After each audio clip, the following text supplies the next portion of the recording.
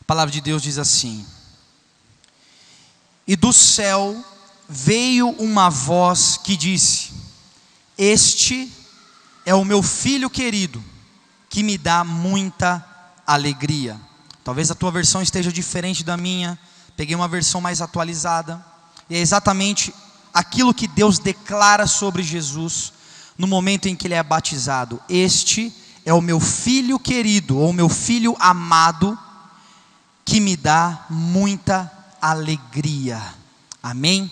Glória a Deus. Põe a tua Bíblia do lado, feche os teus olhos. Vamos pedir a revelação dessa palavra a Deus nessa noite. Pai, quero te pedir a revelação da tua palavra sobre nós nessa noite, ó Deus. Nos instrui, nos ensine aquilo que o Senhor quer para cada um de nós, aquilo que o Senhor deseja de cada um de nós. É o que eu te peço nessa noite. Não nos despeça vazios.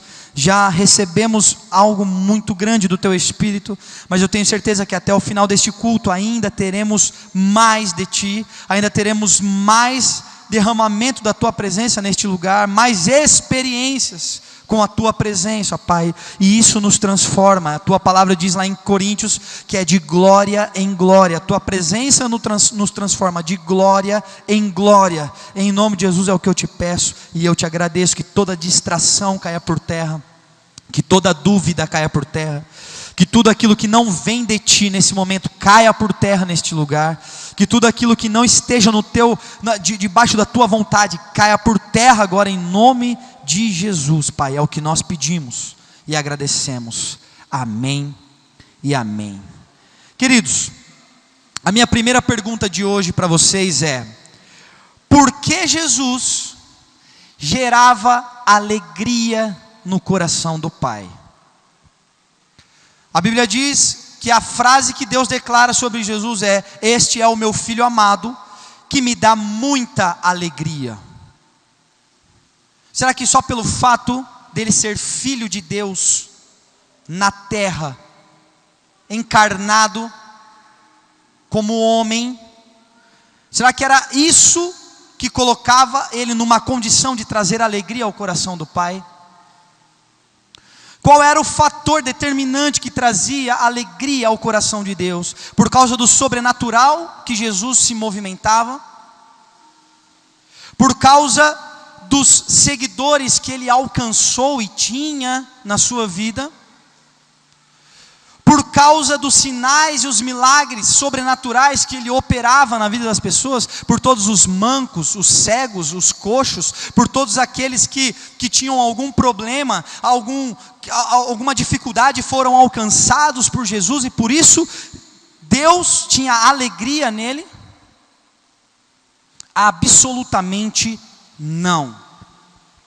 Nada disso é o que gerava alegria no coração de Deus da parte de Jesus. Vou te explicar por quê.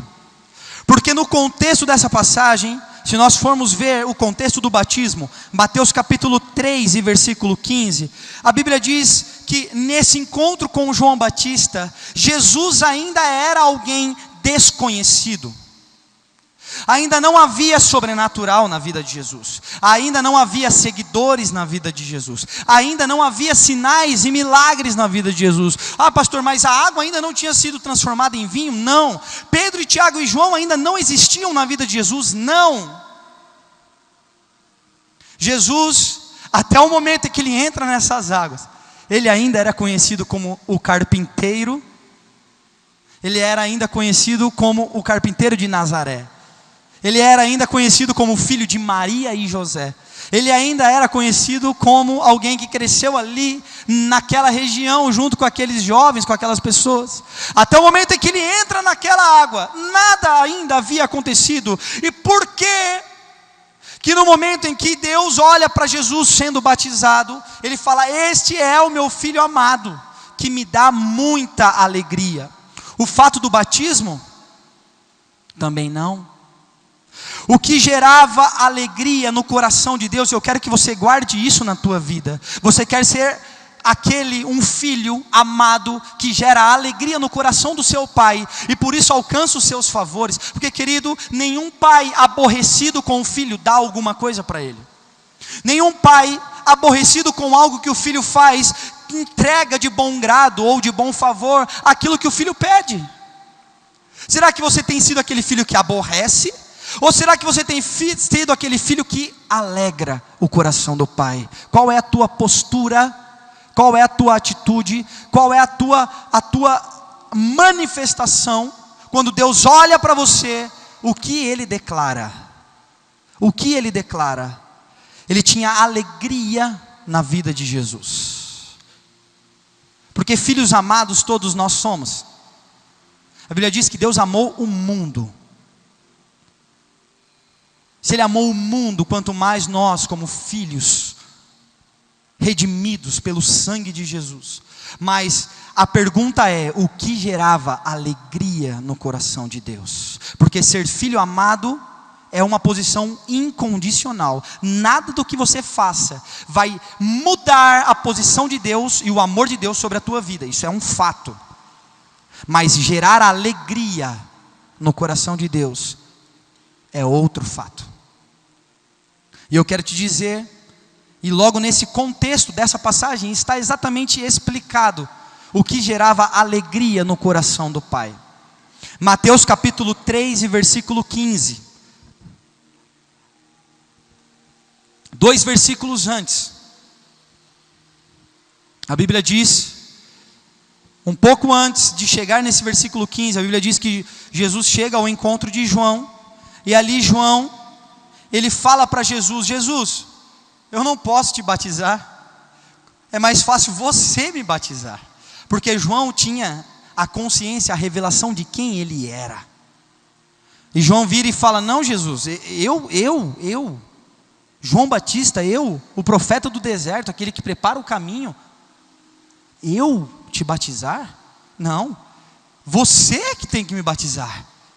E aí Jesus traz aqui a chave, e aqui é o segredo da alegria.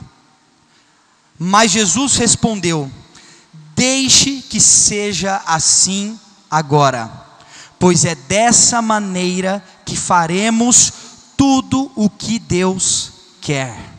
E João concordou. Queridos, a resposta para a pergunta está no próprio contexto.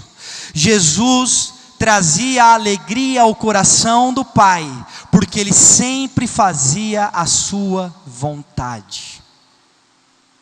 Jesus trazia alegria ao coração do Pai, porque Ele sempre fazia a vontade do Pai. Era isso que trazia alegria ao coração do Pai. Querido, quando nós somos um filho que faz a vontade do Pai, nós trazemos alegria ao coração de Deus. Logicamente falando, colocando em um grau de posição espiritual, humana ou em qualquer outra coisa, era muito mais óbvio para qualquer homem que olhasse aquele cenário e os dois na água, que olhasse e soubesse quem era Jesus, olhasse e soubesse quem era João Batista, era natural da nossa parte dizer: Jesus vai batizar João. Isso é um fato. Mas naquele momento essa não era a vontade do Pai. E aí Jesus olha e fala: deixe que seja assim agora. Eu sei que talvez na tua mente não faça sentido eu ser batizado por você. Talvez na tua mente não faça sentido eu descer as águas pelas tuas mãos. Mas deixe que seja assim agora, pois é dessa maneira que faremos tudo o que Deus quer. Querido, o segredo de trazer alegria, e não somente ser um filho amado, mas alcançar o favor do Pai, é fazer tudo o que Deus quer. E a minha pergunta para você nessa noite, a segunda, é: você tem feito tudo o que Deus quer?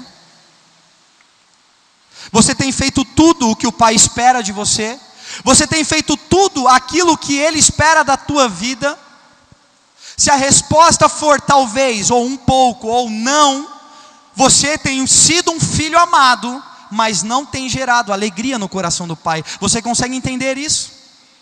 Você tem sido um filho amado, porque isso não muda a posição de Deus sobre você. Você está com a tua salvação em dia, você está com a tua vida em ordem, você está legal. Se você estiver ali tendo um relacionamento com Deus, se você estiver ali alimentando a tua vida espiritual, fugindo do pecado, pedindo perdão, se arrependendo daquilo que você fez errado, se você estiver nessa posição, você é um filho amado e a tua salvação está garantida. Glória a Deus por isso. Nós vamos morar no céu. Mas você é um filho que não gera alegria no coração do pai. Um filho que tem problemas, um filho que tem algum tipo de vício, um filho que dá dor de cabeça no mundo para o pai e para a mãe, ele deixa de ser amado, sim ou não? Não deixa de ser amado. Mas ele traz alegria ao coração dos pais, sim ou não? Não traz alegria ao coração dos pais. Muitos de nós, espiritualmente falando, nos comportamos como filhos que não trazem alegria ao coração do pai. E nós precisamos começar a mudar a nossa postura. Nós não somente temos que ser filhos amados, mas temos que ser filhos amados que trazem alegria ao coração do pai. Você foi chamado, você foi resgatado, você foi lavado, você foi redimido pelo sangue de Jesus, não somente para ser salvo, mas também para nesta terra trazer alegria ao coração do pai. Essa foi a primeira declaração explícita do pai com relação a Jesus. Em nenhum momento antes dessa passagem, Deus se manifesta de uma forma tão clara sobre Jesus. A primeira manifestação após o batismo, no início do trabalho de Jesus. Então entenda que aquilo que traz alegria para o coração do pai não é o que você faz para ele, mas é o que você é para ele. Não é o que você faz. Jesus ainda não tinha se movido no sobrenatural, não tinha operado milagres, não tinha nenhum seguidor atrás dele, mas ele gerava alegria no coração do pai. O nosso problema é que muitas vezes nós queremos fazer tudo isso para gerar alegria e esquecemos do principal, de fazer a vontade. De fazer a vontade. Nós queremos nos mover achando que isso é o que vai gerar alegria no coração do pai. Queremos pregar, queremos exercer o nosso ministério, queremos fazer tudo para Deus, queremos entregar. Isso é importantíssimo, querido, mas esse não é o principal. O principal é fazer tudo o que Deus quer. Muitas vezes, em alguns momentos, o que Deus quer é que você não fale, é que você fique quieto. Muitas vezes o que Deus quer não é que você ore por alguém, mas que você fique no teu lugar recebendo. Muitas vezes o que Deus quer não é que você esteja aqui na frente cantando, mas é que você esteja no teu lugar ajoelhado em relacionamento com Ele. Você entende que é muito mais importante você discernir e saber o que Deus quer do que o que você quer fazer para Ele. Porque se você tem a plena consciência do que Deus quer, então não importa o que você faça, tudo o que você faz gera alegria no coração do Pai. E nós como filhos muitas vezes achamos que temos que fazer grandes coisas para chamar a atenção ou alegrar o Pai. Eu fico vendo pela minha casa, às vezes o Arthur faz algo muito simples e eu o elogio. Eu falo: parabéns, filho, você mandou bem nessa. Mas quando ele pisa na bola, eu também repreendo. Eu falo: não, você não foi legal. É assim que Deus faz. Às vezes é um interruptor de uma luz que está acesa, que ele vai e apaga. E ele fala: papai, apaguei a luz do banheiro que estava acesa. E eu falo: parabéns, você está contribuindo, você está ajudando. Você fez aquilo que é a minha vontade. Muitas vezes a gente acha que tem que fazer grandes coisas. E não entendemos que os detalhes fazem as coisas grandes acontecerem. Coisas pequenas geram coisas enormes. E como fazer a vontade do Pai? Essa é a questão.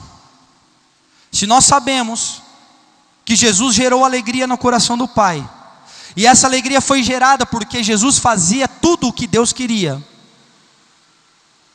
se nós sabemos que é isso que temos que fazer para alcançar plenitude no coração de Deus, a pergunta agora é: como fazer a vontade do Pai? E eu me perguntei quando eu estava preparando essa mensagem, porque para Jesus, não que era fácil, mas Ele era 100% Deus também, embora fosse 100% homem, Ele também era 100% Deus, Ele estava ligado ao Pai. Então a vontade do Pai era, o canal, o caminho era aberto, a conexão era direta, não tinha interferência. Mas nós, como homens naturais, que não somos Deus e não temos nada de Deus, muito pelo contrário, somos pecadores decadentes, como nós podemos conhecer e saber qual é a vontade do Pai? Se queremos gerar alegria no coração dele, o que eu posso fazer para saber qual é a vontade do Pai? O ditado pregado no mundo é que antes de ter, precisamos ser. Mas isso não funciona nos céus. A ordem desse ditado é o inverso, é o contrário. A verdade é que nos céus, primeiro precisamos ter, possuir, e depois ser alguma coisa para Deus. Deixa eu te explicar. A Bíblia diz que quando Jesus estava subindo para os céus, Ele disse para os discípulos: ficai em Jerusalém, até que dos céus venha sobre vocês o poder, o revestimento do Espírito Santo. Aí sim vocês vão e façam. Antes de você ser alguma coisa para Deus, antes de você ser um ministro, ser um pastor, ser um evangelista, ser um apóstolo, ser um pregador da palavra, primeiro você precisa possuir, ter o Espírito Santo de Deus. É dessa maneira, tendo o Espírito Santo e a palavra de Deus, que nós podemos ser alguma coisa para Ele. Deus nos deixou exatamente alguém com o seu código. Querido, você entende o poder do Espírito Santo em nós? A Bíblia nos revela de uma forma muito simples, nas minhas palavras, te dizendo que o Espírito Santo de Deus é Deus em nós. A nossa natureza não nos permite sermos Deus. A nossa natureza ela é pecaminosa e decadente, mas é a partir do momento que nós possuímos, que nós temos em nós o Espírito Santo, dentro de nós há Deus. Você consegue entender esse poder? Quando nós conhecemos essa verdade, aí nos movemos, aí confiamos naquilo que foi entregue, aí temos ousadia de orar por alguém, e crer e saber que ela será curada e transformada, porque há Deus em nós. O Espírito Santo, ele tem o código de Deus, ele é totalmente compatível com os céus, e foi designado com uma missão, até o final dos tempos, habitar sobre a terra, com a missão de consolar, convencer e aconselhar os homens, além de nos usar com poder sobrenatural de Deus. Como conhecer a vontade, como fazer a vontade de Deus?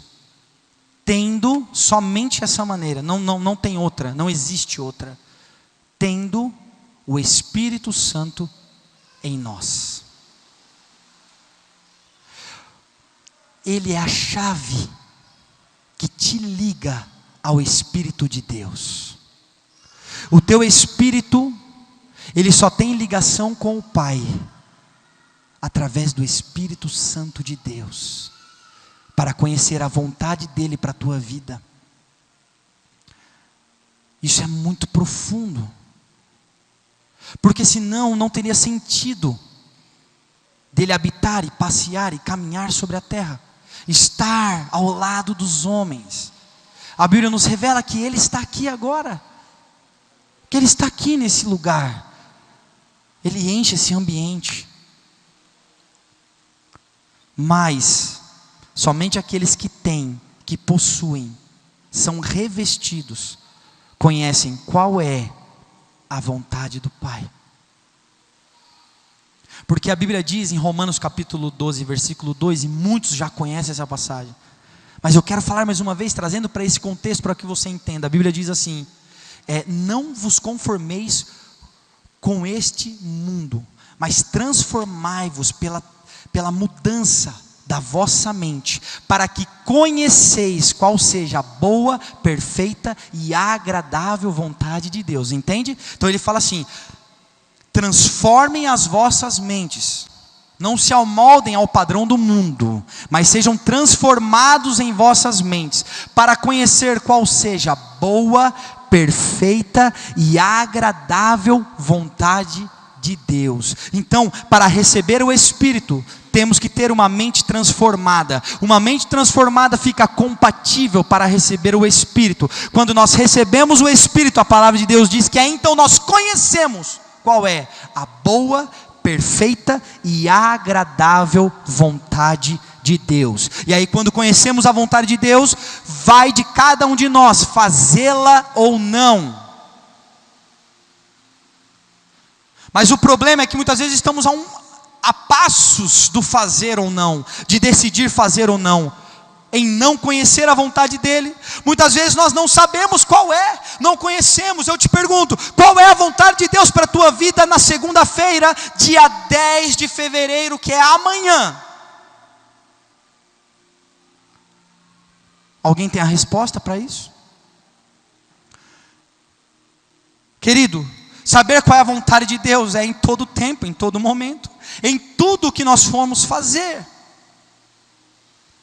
A Bíblia diz que nós devemos consultar a Deus.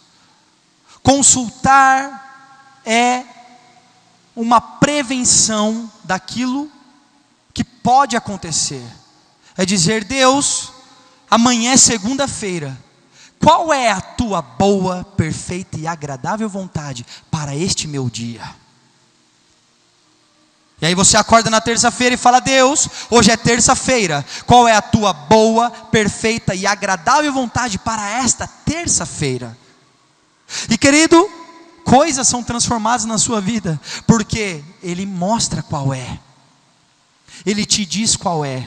Ah, pastor, mas Ele diz audivelmente, Ele diz de que maneira? Eu já falei, através de uma pessoa, que é o representante oficial dos céus na terra, o Espírito Santo de Deus. Quantas vezes eu estava queimando no meu coração para fazer algo, e aí naquele momento, prestes a realizar, ou ir para uma reunião, eu senti no meu coração, que eu não deveria ir. Ah, pastor, mas aconteceu alguma coisa? Alguém morreu? Aconteceu algum acidente lá? Não. Mas eu senti que havia algo no meu coração de que eu não deveria fazer, não deveria ir. Poderia ter acontecido alguma coisa? Não sei, eu não sou o dono de todas as coisas, mas o alerta no meu coração acendeu e eu não fiz. Isso é saber qual é a vontade de Deus para a tua vida. É quando algo aciona dentro de você e você fala não. E ao contrário também já aconteceu diversas vezes. Quando eu não ia fazer alguma coisa, eu não ia orar por alguma coisa, eu não ia colocar as mãos sobre alguém, e o Espírito Santo me traz um ímpeto, me traz uma palavra, me traz uma revelação, e Ele fala: essa é a minha vontade, agora ore por isso, faça isso, se mova dessa maneira. E aí então eu vou, faço, me movo, e depois vem os testemunhos. É assim que Deus age, queridos. É assim que Deus trabalha, é assim que Ele faz. Então o Espírito Santo é a chave, é o código dos céus na terra, para te ligar à vontade de Deus, amém? Então para o mundo, é mais importante, precisamos antes ter, ou melhor, ser do que ter, né? O mundo fala, não, precisamos ser para ter. Lindo, no céu isso não funciona. Você não é ninguém sem antes ter o Espírito. Você não é ninguém sem antes ter a presença. Você não é ninguém sem antes conhecer o céu, sem antes conhecer o que Ele tem. E olha só que interessante, João 14,16. Abra sua Bíblia comigo, por favor. João capítulo 14, versículo 16.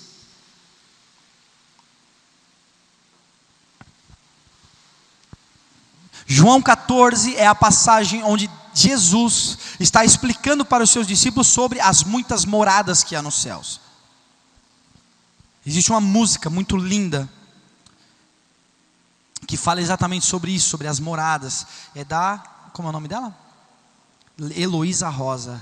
E ela fala: na casa de meu pai há muitas moradas, se não fosse assim eu não teria dito. Então ela fala tudo aquilo. Então ele fala da preparação da casa para aqueles que irão morar. Olha, eu estou indo preparar um lugar para vocês. Na casa de meu pai há muitos quartos, há muitas moradas, e ali nós moraremos juntos, ali nós habitaremos juntos, ali nós serviremos ao Pai, ali será maravilhoso. E aí ele diz assim, lá no versículo 16: e quando eu for, aí ele diz aqui, versículo 16: eu pedirei ao Pai, e Ele lhes dará outro Consolador, a fim de que esteja com vocês para sempre.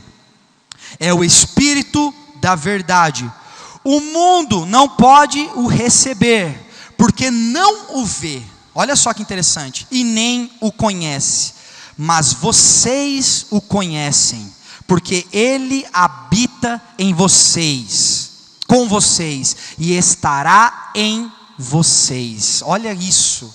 Jesus então ele traz uma revelação sobre aquele que haveria de vir depois dele. Ele traz uma característica importantíssima. Ele diz assim: o mundo não pode receber, ou seja, o mundo não tem o Espírito Santo, o mundo não conhece o Espírito Santo, o mundo não enxerga o Espírito Santo. Ele fala: o mundo não pode receber porque não o vê e nem o conhece. Agora vocês, queridos, esse vocês que ele está falando aqui é num tempo que não tem fim, porque a condição é que o Espírito Santo estaria conosco para sempre. Então ele não estava falando somente para Pedro, Tiago e João, ele não estava falando somente para Paulo, que viria um pouco depois deles, ele não estava falando somente para Lutero, que viria uns anos depois. Não, ele estava falando para sempre.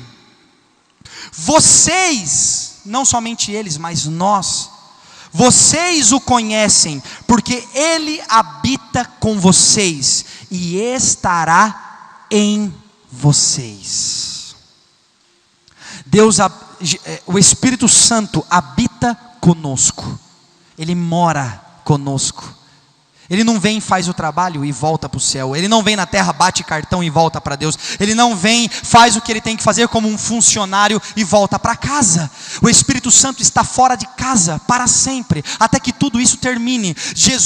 Deus designou uma função para o Espírito Santo, de sair de casa e somente voltar quando tudo acabar. Enquanto isso, Ele habita aqui, aleluia. Ele habita conosco, Ele habita na tua casa, Ele habita na minha casa, Ele habita em nós, Ele habita em todos os lugares que nós formos. Ele está conosco, aleluia, aleluia.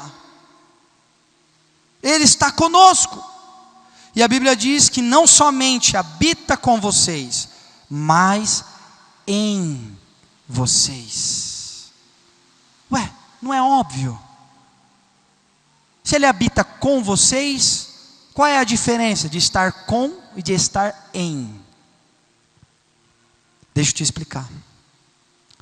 Todos nós que aceitamos Jesus, recebemos o sacrifício de Jesus, entendemos o poder da graça, nos entregamos a Ele, somos parte da família, do corpo de Jesus. O Espírito Santo habita conosco, Ele habita com nós, com a gente, amém? Agora há uma diferença. Todos os filhos amados têm o Espírito Santo morando com você, mas aquele que entende quem é o Espírito Santo e o que Ele faz, e qual é o seu poder, e qual é o seu propósito, e qual é a sua função, e aquilo que Ele tem para derramar. Não somente ter um Espírito Santo morando com você, mas aí passa a ter o Espírito Santo em você. Passa a ter o Espírito Santo morando em você, agindo em você, trabalhando em você. Essa é a diferença dos filhos. Você consegue entender essa revelação nessa noite para a tua vida? Eu não sei se você já tinha ouvido eu falar sobre isso, queridos, mas quando Deus me trouxe essa revelação e eu olhei, eu falei, meu Deus, qual é a diferença de estar com e estar em? É a diferença daquele filho que entende o que é trazer alegria ao coração do Pai, que não basta somente ter o Espírito Santo com você, mas tem fome, tem sede, tem desejo de ter o Espírito Santo em você, aleluia. E aí eu faço a última pergunta nessa noite para a sua vida: quantos de nós temos o Espírito Santo conosco e temos o Espírito Santo em nós? Quantos de nós Ele está nos acompanhando e quantos de nós Ele está dentro? Deixa eu te dizer algo nessa noite. A vontade de Deus e a vontade do Espírito Santo é estar em você.